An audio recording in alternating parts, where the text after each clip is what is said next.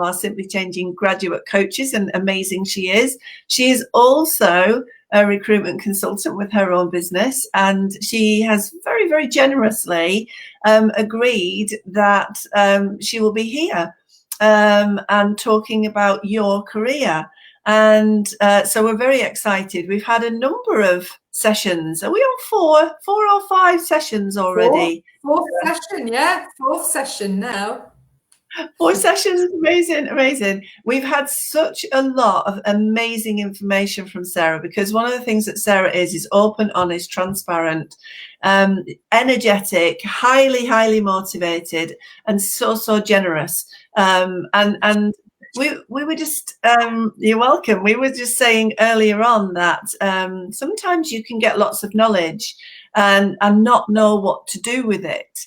So Sarah is giving you lots of knowledge. If you don't know what to do with it just yet, the best thing you can do is book a time slot with Sarah, because she is very generously, again, offering some free coaching sessions with your focus on career. And she is going to put the link in the comments, probably when we've finished this, to her online diary so that you can book a slot. So I would say grab her, because once we get out of this lockdown process, you'll Sarah's going to be hugely busy, as she is. She runs her own business. She has her own recruitment consultants. She is passionately engaged in everything she does. So grab her now whilst you can. So if you feel like, oh yeah, I know that, but I can't quite translate it into doing something, now is the time to grab a coaching session with her. So Sarah, how has your week been? I've been watching your live broadcasts. How has it been since we last met last Tuesday? Oh my gosh, I've been so busy because, as you just alluded to, I mean, at the moment, recruitment-wise, etc., it is quiet. Although, what we do, clients giving me a call today. They're actively looking for a catalogue production supervisor if anybody lives in Nottingham and is one. But yeah, because I've been pivoting, which is a really important thing to do right now, rather than sort of furloughing myself like I've got friends who've got recruitment businesses they've done for themselves. Been pivoting and focusing in on my on the coaching side, and I've been working on my coaching website, which is the link that you've just alluded to. That's new, that's just gone on. I've been busy creating Facebook groups. So if anybody is looking for career-wise, I've just actually created a group as of yesterday, Manifest Your Dream Job and Transform Your Life. Because actually, if you get something that's in alignment with yourself, your whole life and the environment around you will change, because you are happier and healthier because you're in alignment, not working against the flow. So I've done that. Been busy sort of working on lots of things to do with marketing. Engaged with an ex-employee of mine who went off to travel to Australia. She came back and she did a marketing degree, and I said to her last week, I said, oh, Libby, can you come and help me out with some Instagram posts, etc. So she started to do 2 or 3 hours a week for me last week, and then today I've called her up and said, can you help me do some recruitment as well? So it's really nice that I've been able to sort of farm a little bit of work out as well. So it's just not stopped. And I've been doing my lives, did a 4.5 mile walk this morning, bumped into people, and it's just generally been busy. Don't stop. So Sarah is doing a live broadcast. And we've got that delay thing going on, so please forgive us, because we might end up talking over each other just a little bit, but only just by a second or two. So it's the broadband issues. It's not that we're incompetent in terms of what we're doing, I promise. So Sarah is doing live broadcasts every morning when she goes for her walks in Nottinghamshire, and she's showing us beautiful countryside and lots of birds, and it's just a joy. So if you aren't managing to get out because you've got lots of children around, if first thing in the morning, then hook up with Sarah, because she's showing you the beautiful countryside. So that's a real bonus as well. Sarah will put all her links in the comments below so that you can join her Facebook group. I mean, this is a really, really good time to really focus in on what it is that you want to do in your life. We have a personal life, and we have a life that we set aside a certain number of hours. I've always thought about work in this way. We set a number of hours aside and we sell them into an organization, and we say, I can do this for you. So now that we've had some wonderful support from Sarah, understanding how to be able to get our energy and our passion across in our CV, how to put key words into our CV, now it's about positioning ourselves so that we get the best, or we position ourselves so that we put our best foot forward. And we don't talk in knots in coaching terms, so forgive me for this, but we're not on the foot.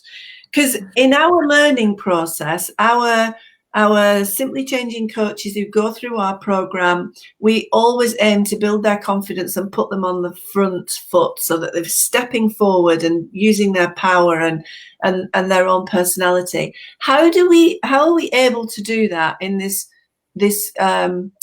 I suppose this career development process that we've all now begun to explore through lockdown? Yeah, well, it's absolutely. It is about looking about what we've got, as you said, rather than what we've not, because the more you focus on something that you've not got, the more of that you'll get. And therefore, it's important to focus on what you have got and what you can offer and what you can bring to a potential future employer.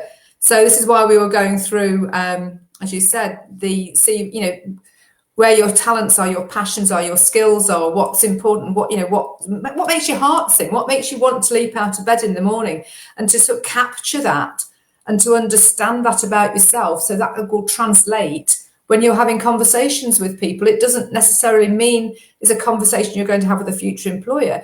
It could just be then within your own network and people you're talking to.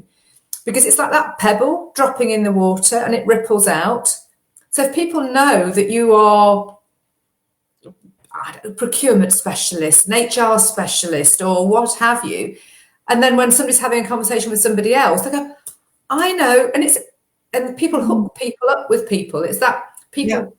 There's a lot of sort of, people tend to feel uncomfortable about the word networking, because I suppose it sits synonymously with sort of the whole being flogged something you don't want, and people feel uncomfortable about it and selling themselves. But do you know what?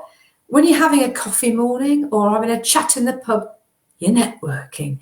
You're talking to people all the time. So it's about putting, the best you out there and having a positive mindset. I have, and I'm very blessed that I've got that kind of mindset naturally. However, with doing the training with yourself, Louise, back in the day, and that whole understanding of the negative and how the subconscious doesn't recognize a negative, which is therefore it expects you to get what you're looking for, which is why we must refrain from using a negative because we'll attract it in. Yeah. I don't want to lose weight. I want to lose weight. Or I don't want, we can come up with all sorts of examples, but the same goes with work. So if you're saying, I don't want to do such and such anymore, yep, you're going to get more of the same. So I find myself, even when I'm writing emails or texts or anything like that, I'm editing all the time. I'm editing. Right, okay. How can I reframe that? Oh, I love reframing. But how can I word that? How can I reframe it and put it in a way? So it's, what is it you love doing? You love career-wise. Who is it that you want to work for? Where are they? Who are they? Who do they hang out with? And being proactive about it, because there's so much we can be doing during this time. As I've just alluded to personally, there was no point me jumping on the phone and doing lots of phone calls to clients. I've kept in touch with existing clients, but they weren't recruiting. And as it happens, I only spoke to this client last week, and she said, no, nothing's sort of happening, but I'm glad you put a call into me. And then today, email to say that they're recruiting. So it's doing bits, it's keeping in contact with, but it's being proactive, and this time is great for sitting down and spending time and thinking, what is it? Even if you've been furloughed and you think your job's safe, use this time, spend this time getting things into shape, because we don't know what things are going to look like. on the other side. Things could change with the employer. Who knows? But if your CV is actually intact, it's all robust, and you've got a clarity about what it is that you're looking for and what you want to do, you're then in a really, really good position to move forward. And from a personal perspective, I know that with doing what I'm doing on my coaching side and doing a lot more work, which I've wanted to do for so long. In fact, I've just been spending this best part of the last week and 10 days revisiting 12 hours worth of marketing training to understand what I need to do with regard to that. But that is also providing me with information to help me with my recruitment business and putting things into place and understanding what I need to do moving forward. So as we kind of come out the other side, as things start to take off again, I'll be pivotal. I'll be able to pivot on both axes. I'm not quite sure that that's right, but I say it's about putting that effort in to put yourself into a good position. Oh no, you come back. Come back. To be honest, I'm just trying to check to see that we're going live on Facebook, because I've got no knowledge that we have at this moment in time. So when you're on this system, it's fine because we're chatting away 20 to the dozen. But we get no feedback that we're actually live. So I'm just trying to get that feedback from somewhere. From Mary. Chat in the comments or go hello. That would be lovely. Actually, it would be really nice if you could either just do a thumbs up or a whatever and just say, yes, we are live. That would be really nice, because not everybody does the comments, as quite rightly you said. What I'm really interested about in terms of you and your personal journey is that you started your recruitment consultancy in the midst of a recession, a bit like we did with Simply Changing. In 2009, you started your recruitment consultancy. So, and you said to me something quite profound, really, about this process that we are currently going through, which is, the way that life and industry has changed quite considerably in just a few short weeks. Mm-hmm. So, your belief system, from what you did in 2009, feeds into what your belief system is now. So, mm-hmm. Can you tell us how much you believe that everything will pick up again and there will be jobs out there for people? Oh, absolutely. Well, I mean, if I go back, I started out in recruitment in 1987 and, there was still a manufacturing industry. Speedo was still manufacturing in Nottingham at the time. Yeah. And I've seen sort of manufacturing go like that, certainly garment manufacturing. I think a lot of engineering, and we have got engineering, but I know my father had worked in the engineering sector, so I remember that being hit previously. But I remember all the manufacturing going down. But out of that, and obviously we had all the mines closing, etc., and so on and so forth. But then out of that, all the call centres came up, and people that was created. And then we sort of did. There's this happening all the time. Things are changing all the time. So I worked through one recession that was in the early 90s. So I stayed and remained in recruitment during that time. And then, yes, in 2009. What year? Which century? I have no idea. 2009, I'd just got to the point with where I'd been when I'd been there 13 years, and there were so many changes happening. I just thought, I can't be in this environment any longer. It was actually making me unwell. Without going into all the sort of toxicity of it all and what was causing that, I recognised I needed to get out. And this is where I recognised myself manifesting my own dream job, if you like, because I knew that I hadn't got management skills to go and manage elsewhere, because I'd never gone up that route. I'd always enjoyed being and working as a consultant. And I hadn't, and I was too experienced to go and work for a national with all the young graduates. It was just like, I kind of didn't fit. I felt like I was a square peg in a round hole, if you like. And I thought, my best scenario is probably working within a smaller agency and helping them grow their business. And I kid you not, out of the blue, I had two people approach me. I'd not had any previous communication with them at all. And they both approached me about working on a self-employed basis for their recruitment agency. So I put together a business plan that was going to give me an income for 6 months whilst I got myself established. And this was, I say, the height of the recession in 2009. And that's what I did. And I did that until the person that I actually went to work for sold her business to another recruitment agency. And I wasn't the values didn't align with mine. And that was the time I came and met Louise, and I trained as a coach. And that's 10 years. Yeah, 2011. So 2009, I went self-employed, and then 2011, I came and signed up, and that was great because I knew I wanted to coach. And I went I don't know where it came from. It just like coach came into my head. Went onto the internet, found obviously Simply Changing, and thought this is what I want to do, and signed up, qualified in 2012, and then with the other stuff that I did with you, obviously I then set up my limited company in the 2014, and right from the start I thought I need to go limited company, VAT registered, to ensure that and if I hadn't have done, I wouldn't have been able to work with the larger global international organisations that I work with, supplying them, because they wouldn't have worked with me because I wasn't VAT registered. So so having started off in the height of the recession, funnily enough, in this very room I'm sat in right now. And you're sat in that room right now because you can't work in your offices. Well, I could do, but Lou's working from home, and it's quite nice, just for now, for being at home, and Fred's about. So we've got Fred's my son, for anybody who's listening. So there's a bit of company, but so back to my belief. I mean, there is work, and things change, and things. Can I just interrupt with a question? Because I think this is important in two places in life. The first one is, when people want to find the partner of their dreams, I always explore that belief system in terms of, do you believe there is someone out there for everyone? When you think about the billions of people that there are in the world, and we work on that belief. And so my question to you is, do you believe that there is a job there that is a career, a worthy job that gives a person a really good sense of whatever it is that they need?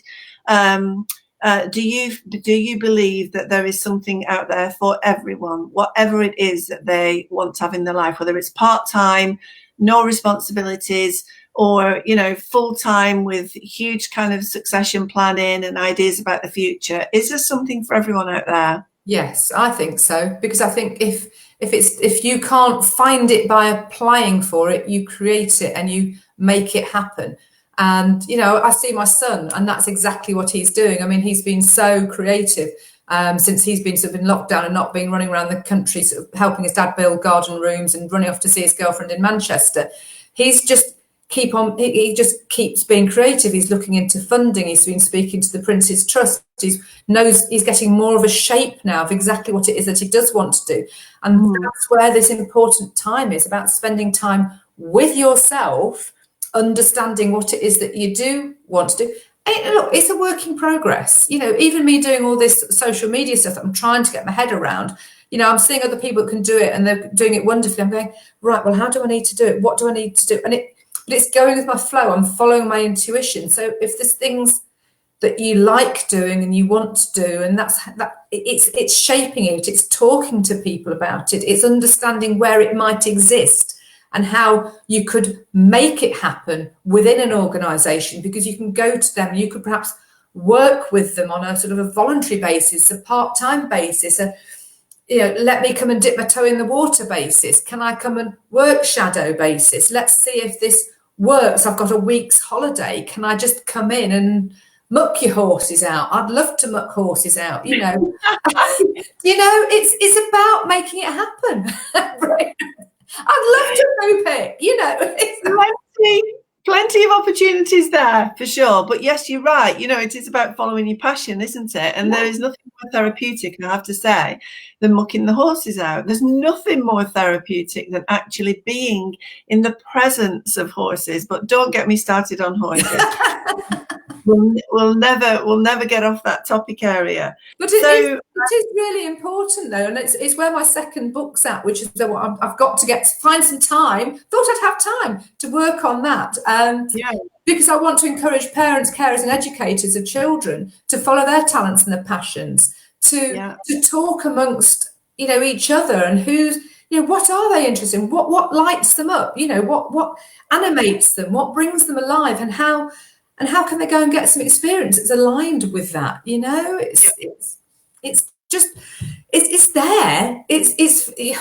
Life's an illusion of our own creation. So it's about creating it in the shape that we want it. You heard it here, folks. Life is an illusion of our own creation. I hope that's going in your book. It's in my book. That's a fantastic quote. And it is really, because I think it's about how we feel about ourselves and what we do with ourselves. If we start to get frustrated by what's happening and angry by what's happening around the world, then we're going to carry that energy with us. I think we can get angry without carrying energy with us. I think that's a whole different sort of coaching workshop for sure. Because I certainly do, about the way that animals are treated in this world. But we're not going to talk about animals. We're not going to talk about rescuing dogs from the dog meat trade. We're going to talk about the job of your dreams. So whether that is, working with a horse or an animal charity or whatever it might be.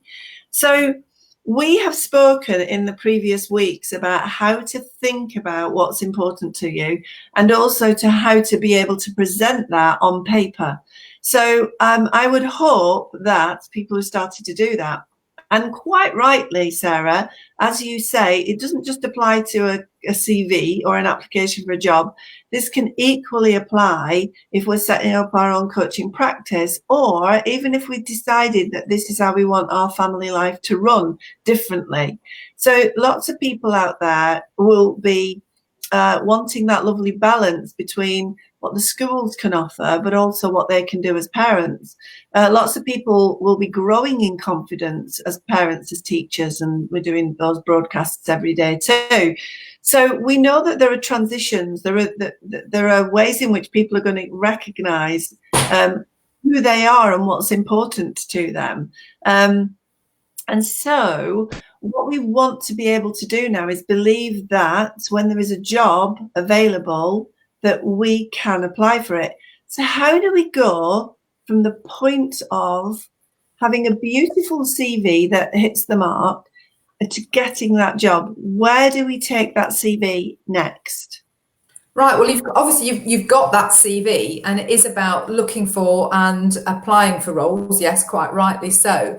However, there are other ways of finding that role, because if you've got your CV with clarity saying what it is that you are looking for, and you then mirror that clarity onto your LinkedIn profile, and obviously onto the job boards where you are applying for, where you're uploading jobs from, you can then that information goes out. And this is something I've been learning a lot more about, because for instance, LinkedIn, you've got to look at that top bit of information, and if you can capture that, it's about what you can bring. It's not about sort of saying that you're the founder of this or you're the founder of that or X, Y, and Z. And I've just been playing around with my information on that. It's what you can bring to a future employer. It's sort of using that real estate effectively. And they call it the above the fold. It's that bit of information at the top. And the above the fold comes from where the paper used to actually be folded when it was pushed through your letterbox. But it's then applying for the position so that you can jump on board and sign up to go onto Indeed, for example, and you can run searches for the kind of jobs that you're looking for, or you can jump on the job platforms, Reed, CV Library, Monster, Total Jobs. Depends really on the sector that you're looking for a role within, because those that I have just mentioned are key job boards. Indeed is also a web crawler, so that will actually crawl across the web and it will pick up jobs that are being advertised by agencies, by businesses themselves. And that's another place you can always look for jobs as well, and that is on the businesses that you actually want to work for, onto their websites. However, the jobs on the websites aren't always up to date. It depends on what information has got through from the hiring manager to HR to marketing, and there's a huge process that goes through. Some businesses are better than others. at keeping their job boards, their active careers pages up to date. But you might see a role on there that's not available anymore, but it's not been taken off, or they might be recruiting for a role and it hasn't been put on there yet. So here's the thing: I would really encourage anybody who's got a set idea of what they want to do, where they want to do it, to set an idea of what role they want, what their dream job looks like. So who is it that you would really like to work for? What organisation? How big are they? Are you looking to work for an SME? Do you want to work for a business that's got just a small family-run business of up to 10 staff? Is that where you feel that you fit? Or would you rather be part of a much bigger organisation so you can be a small cog in a very big wheel? Do you want to be at the top of that very big cog? Do you want to be at director level? Where is it? Where do you see yourself? What size organisation? What sector? What are the people like? What's the industry like? As I say, what sector? Do you want to work in the charitable sector? Do you want to work in the engineering sector? There's so many businesses out there. Maybe that you just want to go self-employed. We're talking about coaches. Obviously, not everybody, but a vast proportion of people watching this will be coaches, and they've got niche areas. So how do they set that up? Who are their niche clients? This is something, again, that I'm still working my way around at the moment. My avatar, who is the avatar? And you could likewise put that forward if you're looking for a job. What is your employer avatar? What does your ideal employer look like? And think about all the attributes and what it is. And are they in the area? There are businesses. I mean, I'm in recruitment and I don't even know all the business in the area because I've got key clients that I work with. Unfortunately, they've brought me in a general amount of business that I haven't had to do a huge amount of sales work for. But the whole environment, you were alluding, Louise, to the changing times that I've worked through. I mean, back in the day, there was an organisation called Welcome Finance, and they were a huge employer in Nottingham as they grew and they handled. I can't remember what it was, personal finance. Anyway, there was a huge issue and the business absolutely vanished, and they've gone. And yet I used to do a huge amount of recruitment for them back in the day, but things move, things shift around. But what I'm saying is think about who it is that you might want to work for and have a look and see if they are in the area, because you might have thought that they're not, or they might have thought that they are, but things change all the time. And once you've identified companies that you might like to work for, think about what it is that you can really bring to them and how you can approach them, whether you can make connections on LinkedIn for a start, and then find out who is likely to be the hiring manager. Because HR do get involved in recruitment. On a lot of cases, they like to handle it all. But there's an awful lot of organisations where the line management still do all the recruitment and don't like HR getting involved because they feel that they know more about what they want than HR do, particularly accountants. What's the percentage of those organisations? So is it like an 80-20 split or a 50-50 split? Do you know what? I don't know. I mean, it depends on the organisation, but there are companies that have got their finance team and they just, because it is such a technical role and they know what they're looking for, they just don't want HR involved at all until the stage where they're sort of probably doing the onboarding, etc. But there are other organisations that HR sort of rule with an iron fist and they want to handle it all. But then they're not necessarily fully understanding of what's required for the job role, because there are some companies that have got such a wide network of vacancies, and one person HR. It's like me in recruitment. I deal with sort of my accountancy, finance, bilingual, customer service, office-based. If I'm honest, I really wouldn't want to be faced with recruiting for a technical role. So would it not be better that somebody who's in the technical team does the recruitment, because they'll know specifically what they're looking for, and so therefore that's another sort of issue. But what the point is that you make the connections with the organisation and potentially get your CV in front of them, or make that connection, start some dialogue, or make connections with connections so that you can get your details in front of them before they even start to recruit. Because they may well be in that position of having a conversation about needing an extra pair of hands or reorganisation, or, there's going to be a lot of reorganisation going on, I would think, right now. companies coming out of this period as things start to lift and business starts to roll again. And it's where you bring value. This is kind of off topic, but slightly on topic. I was having a conversation with a friend of mine who'd been chatting to a guy on Bumble. Bumble, for the uneducated, is a dating app. And she was rather horrified when he said that when he goes to work, he likes to see if he can get a kip in, which is like, well, what? Get a sleep in. I don't know what his job was, but he obviously did something on the night shift perhaps, but if he could get away with it, he'd have a sleep. Now, would you want to keep on employing that person? Probably not. But sadly, it's probably down to him lacking value in himself, but my point being is that it's what value you can add to an organisation. And if you're the kind of person that is still putting yourself out there, you're going to be the person that the company's going to value. But equally so, you might have all of those skills still, but they have to reorganise. You may be more expensive than they can afford coming through all of this, and they may have to trim where they don't want to trim.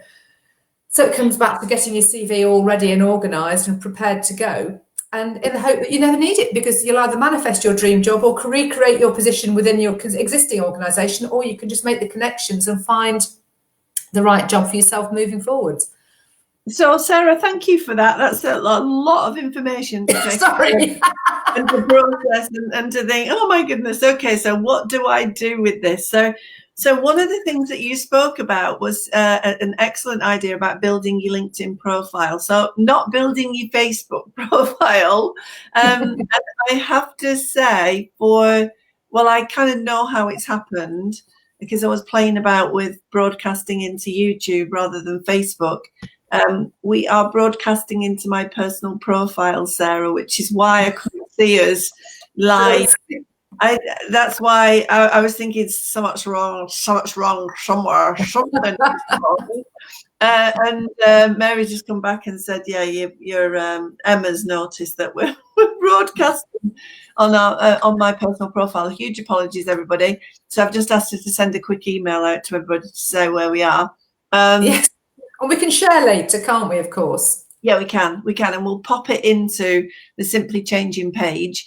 All of that is valuable. So building your profile on things like LinkedIn or on LinkedIn, specifically on LinkedIn. Yes. Yeah. You've spoken about approaching companies. So one of the things that we do here at Simply Changing, when we're encouraging people to get their volunteer coachees as they're going through the program, is to kind of stick their foot in the door of the organization that they're really interested in, that they like, they recognize shared values of, and so on. So we recommend that happens. And I love that what you're saying is just get a hold of those organizations, send your CV and build a conversation with someone and approach them to see what they have got, because they may very well have something. Absolutely, Louise. I think you've just frozen. That you network, the more you get that opportunity. I know, and you've frozen. Everyone's frozen on this, so apologies on the timeline. Apologies. The third thing is obviously the recruitment agencies, and again, Sarah is saying that the recruitment agencies can sometimes have vacancies, in their sleeves, or they're not even aware that in a couple of days' time they'll have a vacancy. So it's a fluid process. And also that the vocational folks within the organisation might be the people who are recruiting as opposed to HR. So it depends on department preferences, organisational preferences, exactly. HR preferences, things. So there's multiple ways in which we can think about getting that new career. Mm-hmm. So let's just talk about agencies. So there are online recruitment agencies, and there are people like you, Sarah. What are the difference between something like Monster or Indeed and yourself?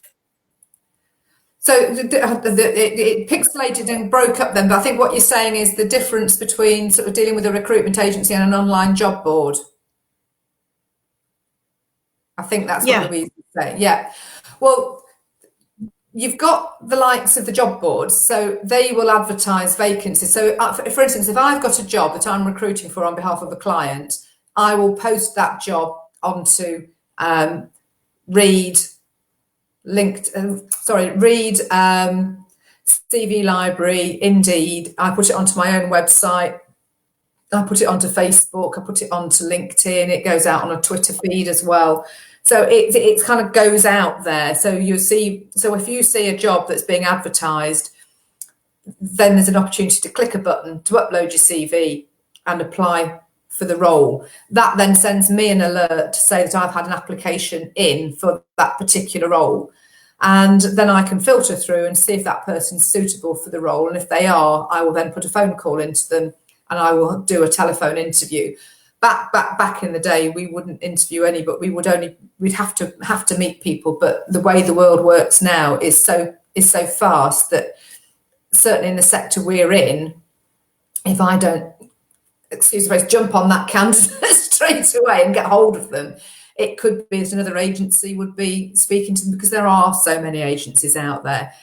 And so with that in mind, it is a good idea to keep a track of the jobs you're applying for, and don't apply for all of them that look the same, because invariably they could well be the same, because businesses will use more than one agency invariably.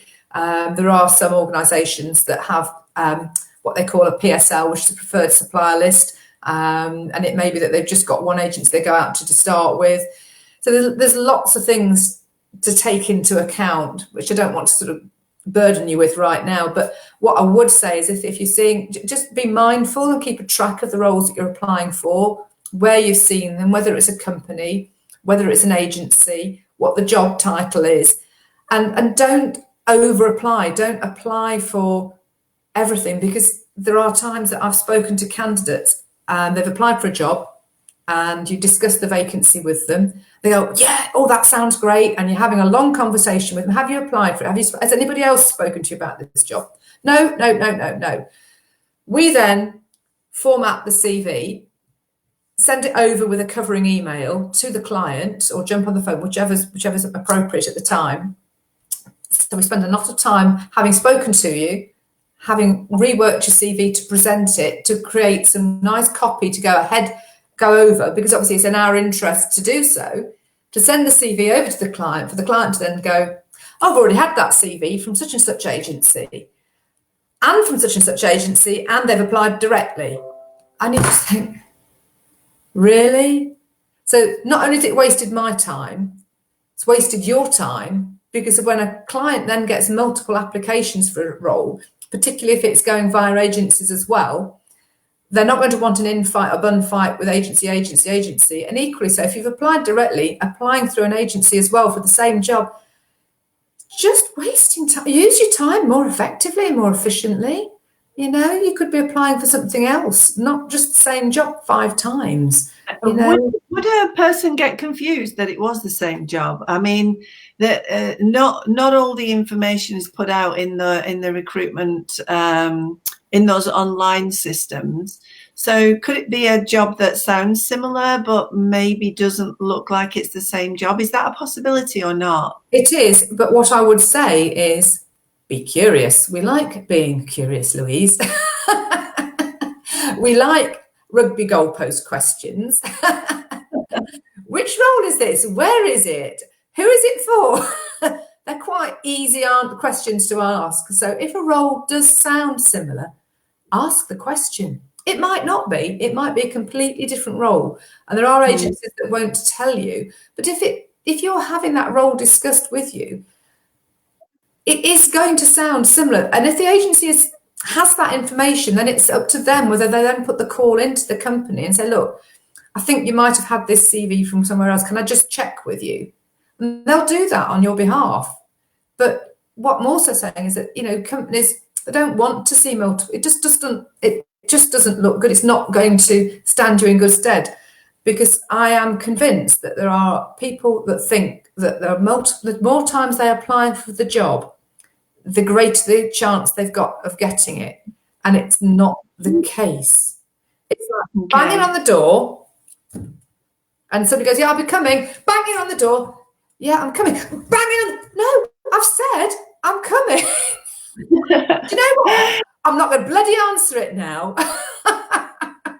Okay, so you need to keep your recruitment agency and the future organisation. You need to keep, like everything, you need to build rapport, and you need to maintain that rapport. So thinking about what you're doing rather than worrying that you're going to miss the job because I could imagine that a person might think that they should be covering all bases. There's half a dozen recruitment agencies involved in this. Maybe you would put them forward, but another one wouldn't put them forward. And so maybe they feel that they've got better chances of being put forward if they've got different people looking at it. Is there a motive like that behind it, do you think?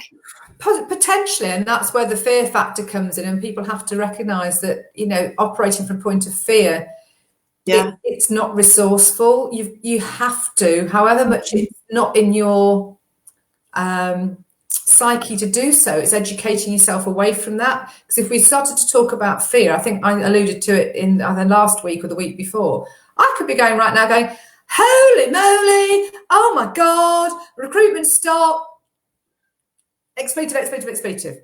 Yeah. Not easily. Yeah. I've educated my brain, and I do appreciate the fact that I have educated my brain, but it all comes back to the self. We're all responsible for ourselves, and we aren't our behaviour, so we can change our behaviour. We can take that tape out and rework it. It takes a pattern of repeat, but we can work on it. It's like we're just saying about not having a negative. Yeah.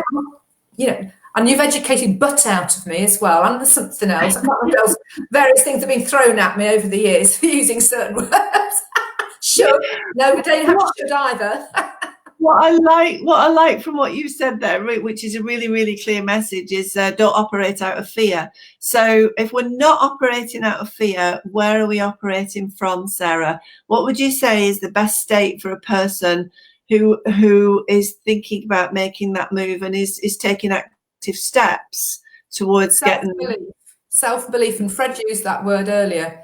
Believe in yourself. I mean, he's pushing away at his business. He's got a company in 42 skate shop in Nottingham that stocks his stuff. He's been in touch with some shops in London that obviously aren't open at the moment, who've said that they will stock his stuff as things come out. He's had a shop in Birmingham wanting to do it on a different basis, but he's pushing forward, and he believes in himself. Yeah, totally believes in himself and what he's doing, and he's passionate about what he's doing. So this is where if you've spent the time on yourself and you recognise what you're good at and what you can bring, and it's having that value and self-belief and knowing that that is what you can bring to a company, and letting go the roles that you think that you want and that you should have, and you want to batter somebody till they actually give you the job, and it doesn't happen. You have to let it go. For whatever reason, it wasn't meant to be. Without going to, we're on a journey, and the opportunities present themselves to us. And we need to recognise the opportunities and the people we speak to, and maybe the people who choose to listen to this recording later or not, the ones that choose to listen and take note, they're the ones that are going to get some value from it, because obviously I'm giving away a huge amount of free content right now. But, the people, it's there, but it depends, unless you take action, unless you take note, unless you follow your instinct and your intuition, obviously there's the inner chimp, and you can give acknowledgement to it and go, yes, I've heard you, that's fine. Breathe. In fact, I heard a friend of mine, this is a really good tip, and you'll like this one, Louise. If there's something on your mind that's sort of a negative thing and it's chomping away at you, give it acknowledgement, go, hello, I know you're in there, and go, and nay it out. So you acknowledge it and you breathe, and then you create and bring in something new. So if you've got this, I'm not good, I'm good, you go, and then you go, but I'm good, the sun is out. So you just replace one for the other with the subconscious. Lovely, and bounce into a really, really good state. Yes, absolutely. So that's state of self-belief. So you go, oh, I'm fearful. I just let the shoulders go and shake out and shake it all out, and then sort of bring in that self-belief. I am good enough. We're all good enough. And take that with you, but let go what's not meant to be. It's not meant to be. It's not meant to be. You could think, otherwise you're chasing things all over the place. So what? Yes, definitely. And I think that state of mind is everything, isn't it? So I'm guessing there's going to be a lot of people, because just to put everything in context, if anybody's listening to this on my timeline, which they may not be, what we've been doing is we've been live broadcasting from Simply Changing, which is the business side of my life, and we've been broadcasting every day, pretty much bar about 2 days through the lockdown, on various topics. And I'm very conscious that there might be people out there thinking, oh my God, I'm too busy with the kids, or I'm too busy holding it all together for the rest of my family, or too busy queuing at the supermarkets to get into the supermarkets, too busy doing things.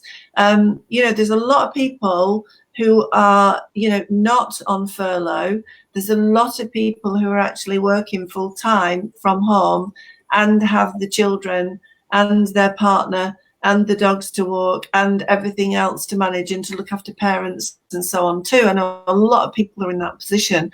So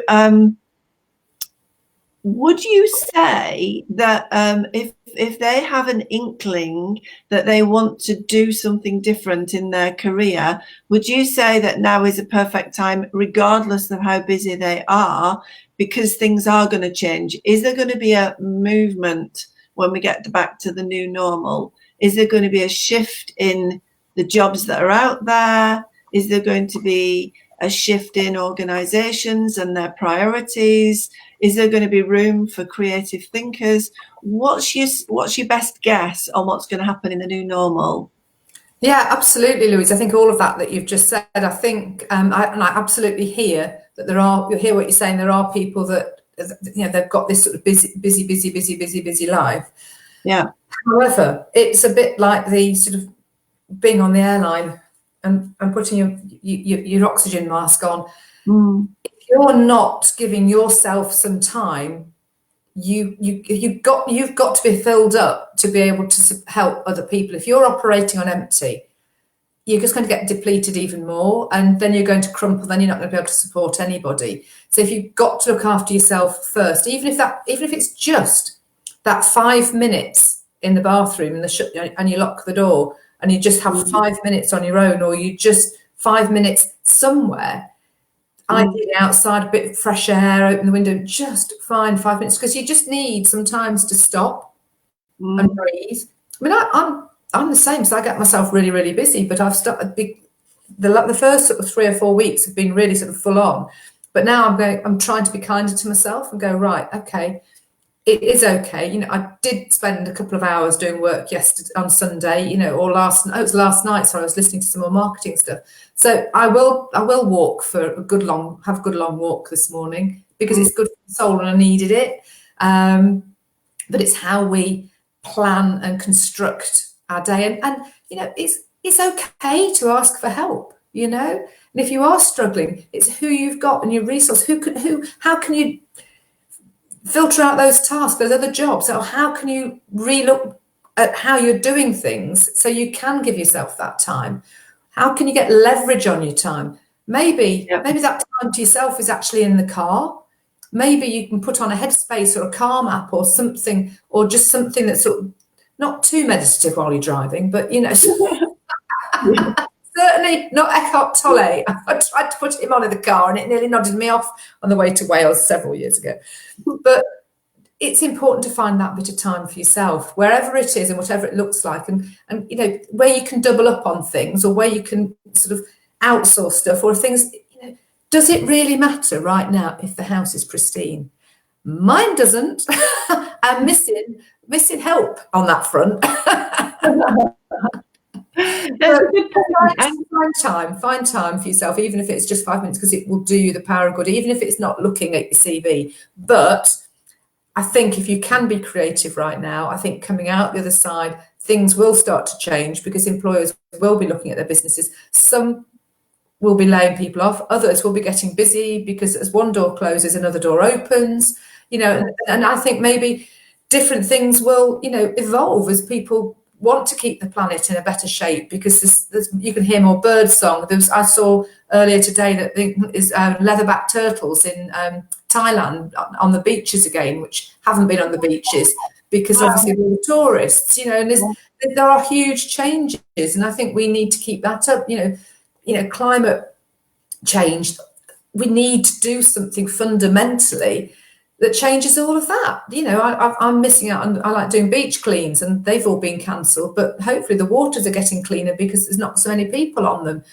But we've got to keep that momentum up, and it may be that there are opportunities that arise more in that sector and away from sort of the heavy manufacturing of landfill that we don't need sector. It'd be interesting to see what, from an environmental point of view, in terms of these few short weeks where we've had fewer planes and fewer cars on the road, and I don't know about packaging of food and so on, because food seems to have gone mad in the supermarkets, but be interesting to see. So I think what you're advocating is something that's really useful, that a person purposefully set some time aside for themselves in the busyness of everything that's happening. I keep telling everybody I'm in splendid isolation here with my 3 dogs and my cat and my pot plants and so on. But my God, have we been busy? Because Sarah, I know you've just been as busy as I am, because you've been being useful and helpful, and we've been broadcasting pretty much every day. And I was exhausted this weekend. I will admit it. I was really exhausted. So I took some time out for myself this weekend and just rested up, and I feel the benefit of it now. So I think the important thing is that if we can chip away at it, maybe a person can go out for a 5 or 10 minute walk on their own, or do some weeding in the garden, or sit in the garden with a cup of coffee, even if they're surrounded by weeds, or as you say, sit in the bath with a notepad next to you. In those moments of quietness that we have, often what's important to us become our prevailing thoughts. And so making notes about the things that we've achieved in our employment in the past, in terms of the theme of what we're talking about today, the ideas that we have about the organizations we would want to work for, the values, what's important to us and what do we believe that society should be and that work should be. We start to formulate ideas like that, and then go back to the previous broadcasts where we've spoken about creating CVs, bringing our own passion forward in the way in which we word those. Then you don't have to do the CV all at once. You don't have to do the thinking all at once, but you can do it in little bite-sized chunks. Absolutely. And I would encourage people to go back to the videos, because that's exactly what I've been doing over the last, 5 to 10 days now with the marketing videos. I've got 12 hours worth of marketing training I've done in a group of 4. And, it's taken time for me to plow my way back through it, but I've learned so much revisiting it all 18 months on. So, I really would encourage people who are listening to go back to the content which we've already discussed and select out and pick out, because there's things that you might have missed first time round, or things that, I think sometimes it all depends, doesn't it? It depends on whether activists, pragmatists, reflectors or theorists. Done well there, Sarah. Done well. But thank you. But I know going back, some things settle, and I can then reflect. Right, okay. And actually, it was really interesting today because I froze the screen and went to LinkedIn and started, and I could go between the frozen screen from when I did the training before, but actually actively then look at the information. So you could be listening to this and freeze it and then rewind and go, what was it Sarah and Louise just said about? And then go back to that point. You could always note down the time it was as well. Yeah. So that you've got that, and you can get sort of certain snapshots of bits that are going to be, you know, your gold, if you like, because it may just strike a chord and you go, oh God, yeah, I'm going to do that. And that, you know, if one person gets that from all of this, brilliant, you know, just pick it up and go with what jumps out at you. Think and listen and just act on it. Because we discussed this earlier. The law of attraction, for any of you who know it, without action is a distraction. In other words, you've got opportunities that come to you that you've put out there saying, this is what I want to do. It comes to you, but if you don't act on it, yeah, it's not going to happen. No, exactly. So it is really important to take action. It's really important to work out what that action is from having a bit of reflection time. I will reiterate that Sarah is offering free coaching sessions. She'll put the link down below in the comments, and she'll make sure it's in when we transfer this over into the Simply Changing NLP Coaching Academy page. She'll transfer those links over to there as well. So that's going to be really important. So get some time with Sarah, because I kid you not, when we get back to the new normal, Sarah is super busy. She's a super busy woman, and she's pragmatically taking this time to think about her next book, to think about her next workshops, and to think about her business going forward. And she's got the lovely Lou and Libby working with her even now. So she's a woman who seizes opportunities and looks after other people. So this is who Sarah Naylor is. She's given you a fantastic amount of advice and support. What I'm going to suggest is that we next week at 3 o'clock, because it's our regular spot, isn't it? 2 or 3, dependent on the broadband. Apologies, this is what's called all the chaos. We had a disastrous day yesterday with broadband, and we couldn't get live, Patricia and I. So we did a recording, and it's just so upsetting when you put all that time and effort into it. But anyway, so what we are going to do is meet again next Tuesday at 3 o'clock, Sarah. And what we'd like to do is send us questions beforehand. So put questions in the comments or email me directly and send me questions. I'll capture them all, and we can talk about them next Tuesday at 3 o'clock. We'll be in the Simply Changing page, hopefully, unless anything's gone awry.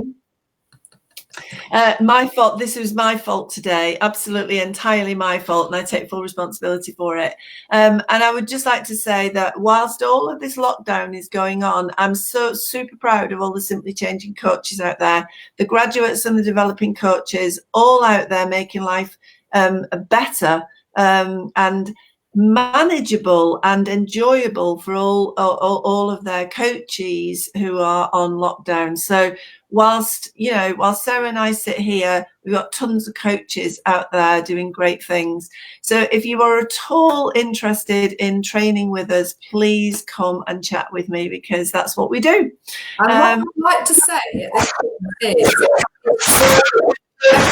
can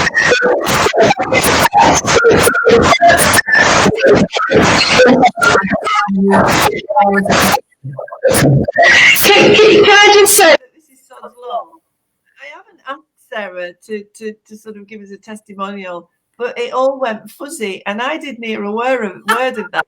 Would you like me to repeat? I'll repeat. I'd love you to repeat it, because that's just sod's law, isn't it? It's like, I can't say. What I was going to say was, it's worth every penny in terms of training as a coach, even if you don't then become a practicing coach, because the tools it gives you and how it changes your life enables you to live your life in such a different way moving forward, that it helps you change your behavior, the way you think, and that all impacts on your life, and it enhances it, and it makes it so different.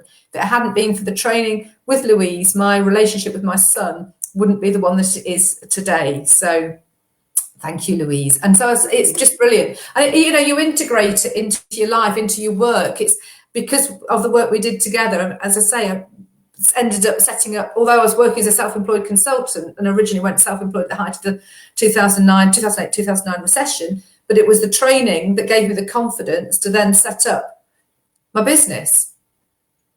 Bravo. And then I used the coaching. So I then there was a point just before that as well, that I'd gone self-employed, and then there's a bit of a story behind it, but I ended up back with the company I'd been with for 13 years, the one that I'd left to go self-employed with. But then I was working for them on a self-employed basis. And it was like the most dreadful financial time at all. Completely. I thought I was going to have to sell the house. I thought I was going to have to, it was just dire. And I just had to coach myself around it. I went, Sarah, this is ridiculous. And that was when I then went self-employed. So I went from sort of thinking I was going to have to sell the house to reframing it all and setting up my business and doing the turnover I set for myself in the first year, which was rather marvellous. Absolutely marvellous. Yeah, and it was stonking, absolutely stonking. So well done, Sarah. Well done. Sarah walks the talk, as you can see and as you can hear. She's going to put the links to her booking system and her website and all the good stuff, and the Facebook page and everything that she's setting up for you to think about your career going forward. So take these moments that we have on lockdown. It's a unique period of time. Take these moments to really think about your next steps, and then just rewind, have a look at the previous webinars that we've done, the previous broadcasts, and enjoy. So we're going to go now, aren't we, Sarah? So we're going to say bye to everyone. Bye. See you next week. Bye. Lots of love, everyone. Take care. Bye. Bye.